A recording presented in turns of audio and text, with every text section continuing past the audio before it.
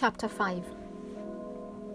Now it happened on the third day that Esther put on her royal robes and stood in the inner court of the king's palace, across from the king's house, while the king sat on his royal throne in the royal house, facing the entrance of the house. So it was, when the king saw Queen Esther standing in the court, that she found favor in his sight, and the king held out to Esther the golden scepter that was in his hand. Then Esther went near and touched the top of the scepter, and the king said to her, "What do you wish, Queen Esther? What is your request? It shall be given to you up to half the kingdom."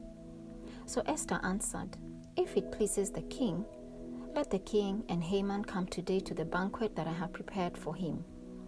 Then the king said, "Bring Haman quickly, that he may do as Esther has said." So the king and Haman went to the banquet that Esther had prepared. At the banquet of wine, the king said to Esther, "What is your petition? It shall be granted you. What is your request? Up to half the kingdom. It shall be done." Verse 7.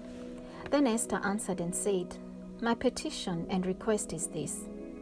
If I have found favor in the sight of the king, and if it pleases the king to grant my petition and fulfill my request, then let the king and Haman come to the banquet, which I will prepare for them, and tomorrow I will do as the king has said."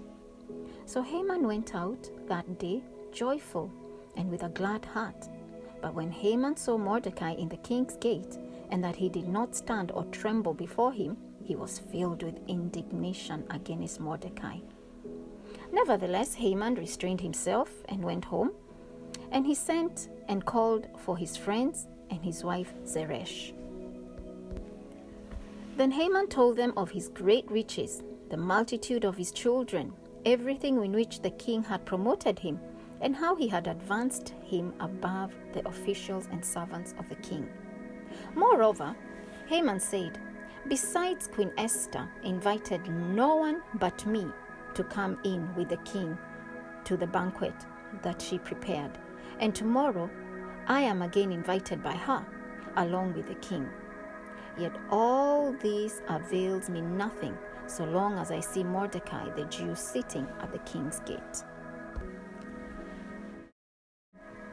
Then his wife Zeresh and all his friends said to him, "Let a gallows be made 50 cubits high, and in the morning suggest to the king that Mordecai be hanged on it.